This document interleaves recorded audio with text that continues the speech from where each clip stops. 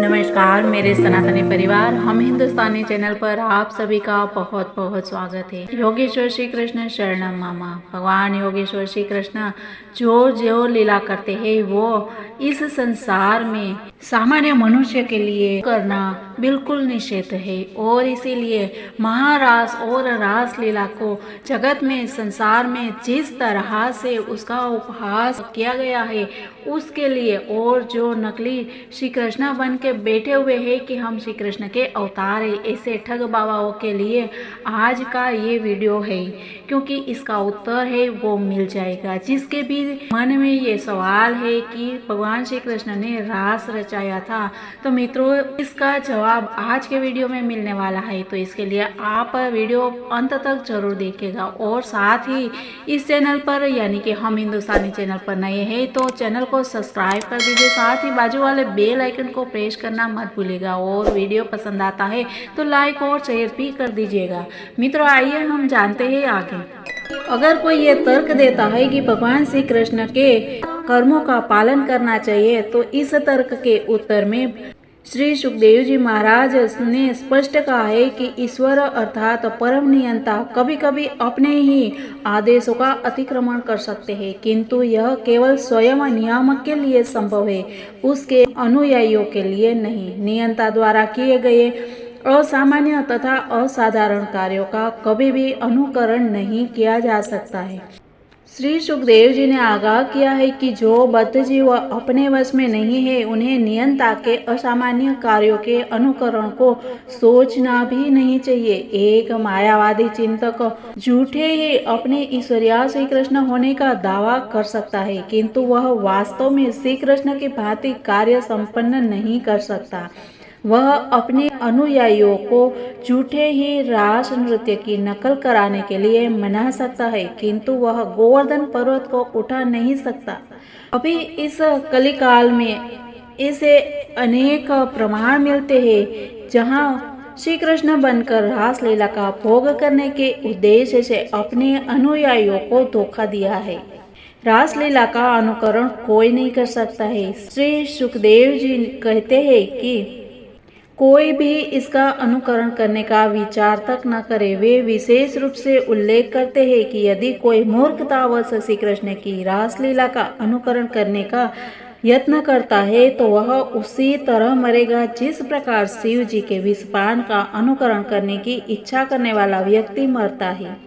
शिव जी ने विषपान किया और उसे अपने कंठ में रखा, जिससे उनका कंठ नीला पड़ गया, इसीलिए शिव जी नीलकंठ कहलाए। किंतु यदि कोई सामान्य पुरुष विषपान करे या गांजा पीकर शिव जी का अनुकरण करे तो वह तुरंत ही मर जाएगा और नष्ट हो जाएगा। गोपियों के साथ श्री कृष्ण का यह व्यवहार विशिष्ट परिस्थितियों में था। तो क्या था मित्रों? अधिकांश गोपियां अपने पूर्व जन्म में महान ऋषि थे जो वेदों के अध्ययन में पटु थे, और जब भगवान श्री कृष्ण श्री रामचंद्र के रूप में अवतरित हुए थे तो वे उनके साथ सुख प्राप्त करना चाहते थे। भगवान श्री रामचंद्र ने उन्हें वर दिया था कि जब वे श्री कृष्ण रूप में अवतार लेंगे तो उनकी इच्छाएं पूरी होंगी। अतः भगवान श्री कृष्ण के अवतार में इन गोपियों की इच्छा अत्यंत दीर्घ काल से बनी हुई थी। अतः श्री कृष्ण को अपना पति बनाने के लिए वे देवी कात्यायनी के पास गए।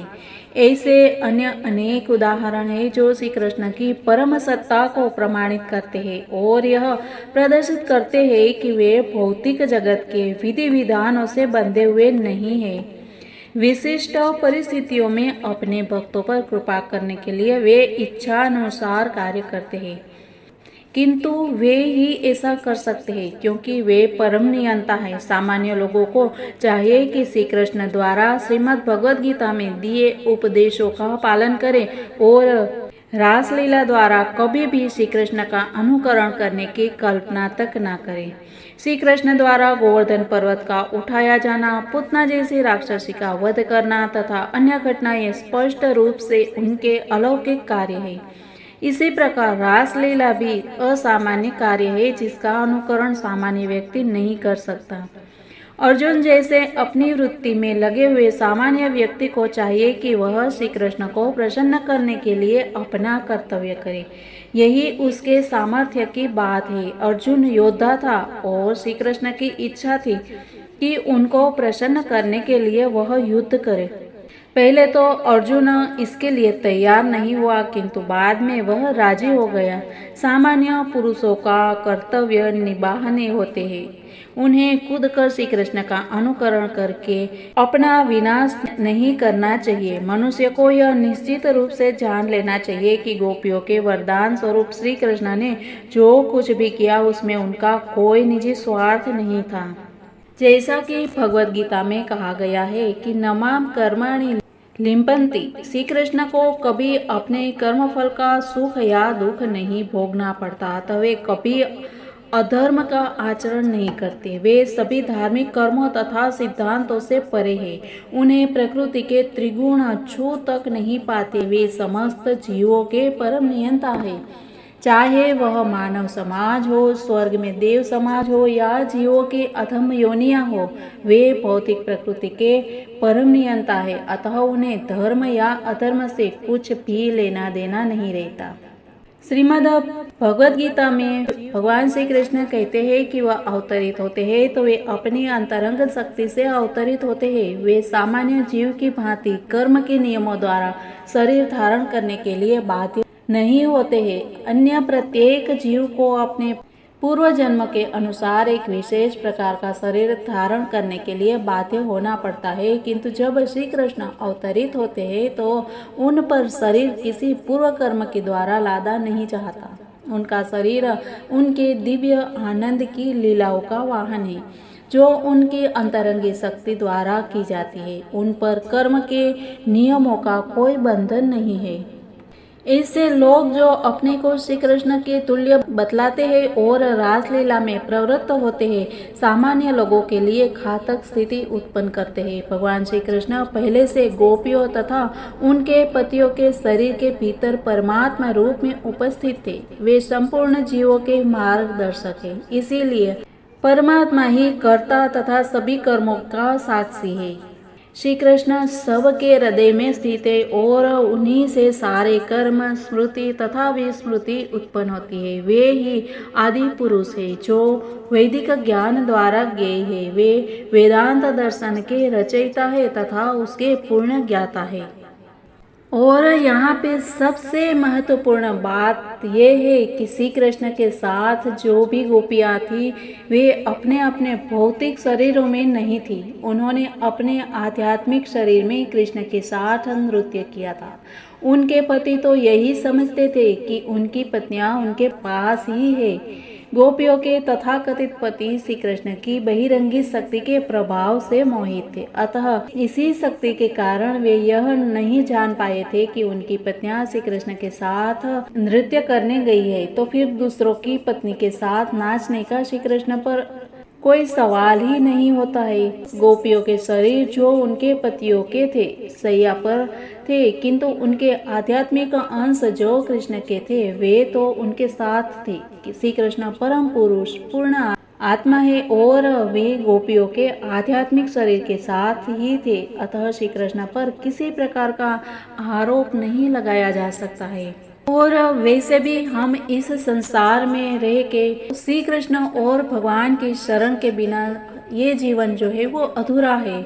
हम शारीरिक भौतिक रूप से हम सभी कार्य करते हैं, लेकिन मानसिक रूप से तो हमारा अध्यात्म ही जीवन है और इसके सहारे ही हम इस संसार को पार कर सकते हैं। तो इसमें भगवान श्री कृष्ण ने जब ये अवतार लिया था उस समय अगर भगवान श्री कृष्ण की आराधना भक्ति करती है और उनके साथ रहना चाहती है तो उसमें कुछ भी बुराई नहीं होनी चाहिए। भगवान श्री कृष्ण के साथ स्वयं को जोड़ नहीं सकते। सामान्य मनुष्य भगवान श्री कृष्ण के साथ जोड़ते हैं वो एक मूर्खता ही है और मूढ़ता है। इस प्रकार जब ब्रह्म मुहूर्त हो गया, ब्रह्म मुहूर्त को सूर्योदय से लगभग 1.5 घंटे पूर्व का होता है, उसे ब्रह्म मुहूर्त कहा जाता है। और यह समय भगवान के आराधना का रहता, भगवान श्री कृष्ण के मंत्रोच्चार और कीर्तन के लिए रहता है। ये सबसे श्रेष्ठ समय कहा गया है। आध्यात्मिक कार्यों को संपन्न करने के लिए यह समय बहुत ही उपयुक्त होता है। जब ऐसा शुभ मुहूर्त आ गया तो श्री कृष्ण ने गोपियों से जाने के लिए कहा और इस प्रकार महारास संपन्न हुआ। और श्री सुखदेव जी महाराज कहते हैं कि इस रास लीला प्रसंग को यह इंगित करते हुए समाप्त करते हैं कि जो श्री कृष्ण तथा गोपियों की लीलाओं को किसी अधिकारी से सुनते हैं वह सबसे भयानक रोग काम से मुक्त हो जाता है। यदि कोई सचमुच रास लीला को सुनता है तो विषयी जीवन की काम वासनाओं से मुक्त हो जाता है और आध्यात्मिक ज्ञान के परम पद को प्राप्त होता है। मनुष्य को हमेशा ही प्रामाणिक गुरु से ये सुनना चाहिए, तभी इसका सही फल है वो प्राप्त होता है और वह आध्यात्मिक जीवन के सर्वोच्च पद पर पहुंच सकता है, अन्यथा वह लिप्त बना रहता है इस भौतिक संसार में। यह भौतिक वासना एक प्रकार से मानसिक रोग है और इस रोग का उपचार करने के लिए यह संस्तुति की जाती है कि किसी प्रामाणिक गुरु से सुना जाए। यदि सही व्यक्ति से सही ज्ञान पाते हैं तो वह स्थिति सर्वथा भिन्न हो रहती है। जो श्री भगवान के रूप में श्री कृष्ण में अपनी श्रद्धा विकसित कर लेता है वह रासलीला सुन सकता है और सुना भी सकता है। भक्ति इतनी शक्तिप्रद है कि जो जितना ही इस ओर अग्रसर होता है वह उतना ही भौतिक जीवन के आकर्षण से मुक्त हो जाता है। जो वास्तव में रासलीला को सुनकर लाभ उठाता है वह निश्चित रूप से दिव्य पद को प्राप्त करता है। उसके हृदय की सारी वासना क्षीण हो जाती है। इस प्रकार इस सुंदर लीला का सब लोग लाभ उठाए और इस भौतिक संसार की कलुषिता को मिटाए। बस इसी प्रार्थना के साथ मित्रों मिलते हैं कल। तब तक के लिए सबको जय हिंद, वंदे मातरम। भारत माता की जय।